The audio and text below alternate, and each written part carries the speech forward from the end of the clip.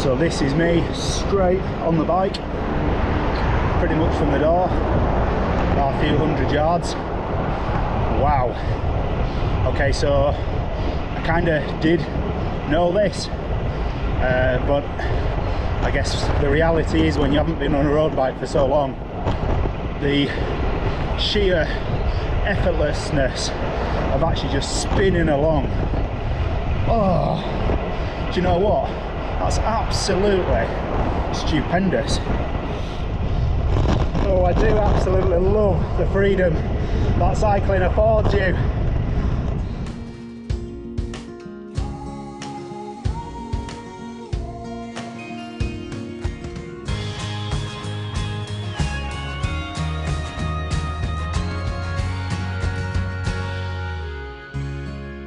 So, welcome to Cragg Vale, the longest continuous gradient in England, rises 970 feet, just shy of 300 metres over 5.5 miles, 9k. A long time since I've done this, a long time, but looking forward to it on the road bike. Should be nice. No breeze as such, so yeah, let's ride this. I'll narrate it as I go along.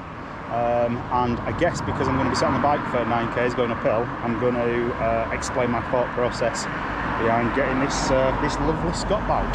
So let's go.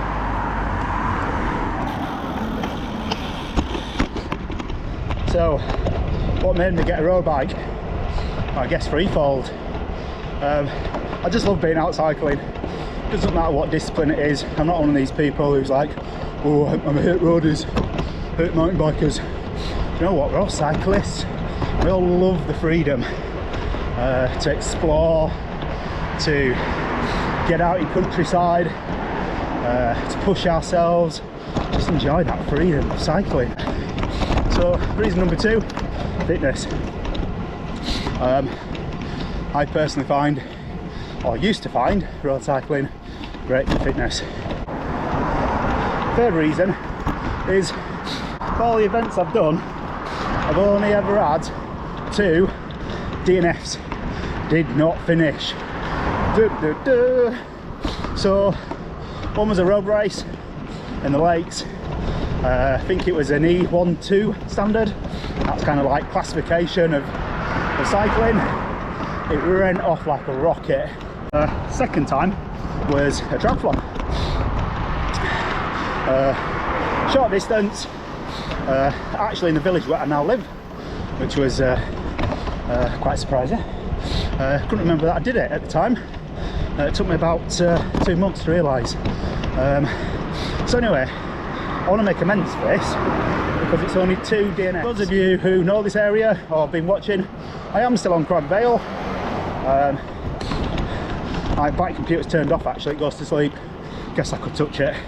What am I spinning at? 10 mile an hour, 11 mile an hour. I haven't got gradient here, but I don't know, 4% at a guess. It gets a little bit steep up in the middle. It's just a long continuous pull. We are now in the Cragg, which isn't ideal, but hey ho. So yeah, we'll get to the top, spin back around, go into Hebden Bridge, have some to eat. Happy days. So I'm a little over halfway, and yeah, it's still going up, but it's 2%, maybe 3%. I think there's a little bit around the corner. It's a little bit steeper, but then it's fairly flat. Well, like this, a couple of percent gradient.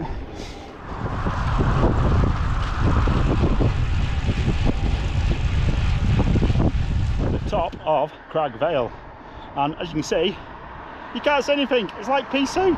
So that's me at lunch in Hebden Bridge at a cafe called Little H Cafe. Highly recommended. So now just spinning my way back home. So we've come to the last climb of the ride. We're between towns called Todmorden or Todd and Baker. Sit back, spin the gears, get to the top, drink plenty of water, and then look forward to the descent. Watch at the top of this climb, and it's like absolute pea soup. I don't know, 50 yards, 100 yards visibility. Oh, it's not nice. It's absolutely hoss it down, so I think this is going to be the end of the recording on the road section. I'll get home and give my thoughts on the bike. So we're back from his ride. I have to say the end of the ride was absolutely biblical. So we're showered, we're fed, we're back in the living room with the warmth. So ride on the Scott. What are my thoughts? Well, we did about 80 kilometres, about 1,000 metres of ascent. So fairly undulating. Did a couple of fairly steep climbs and the really long continuous climb of Cragg Vale. So what are my thoughts? Well, the 105 group set, yeah, do you know what? It's dependable, it's reliable, it shifts. There was never any particular moments where I thought, actually, it's not gonna hit the gear that I wanted. Maybe if I was being really uber critical, I would say there was potentially a slight drag in terms of it changing, but actually it was crisp, it was always there. So yeah, happy days. It's reliable, it's 105.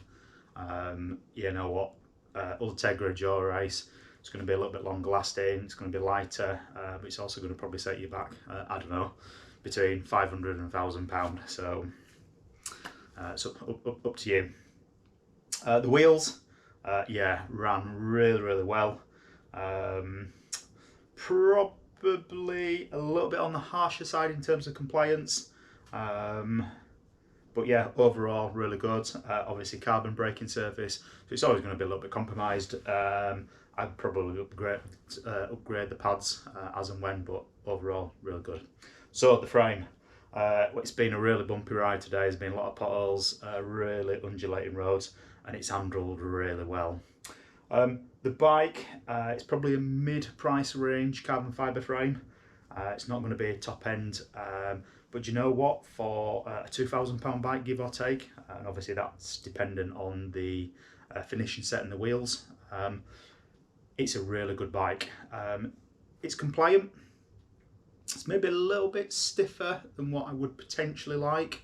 I think the layer up of the carbon is there to give a solid platform. I never felt any particular moment where, and I was putting down the power, that there was a little bit of sway in the frame. I think obviously the carbon wheels add to the, I don't want to say a harsh ride, but add to that firmer ride. But you know what, overall, happy.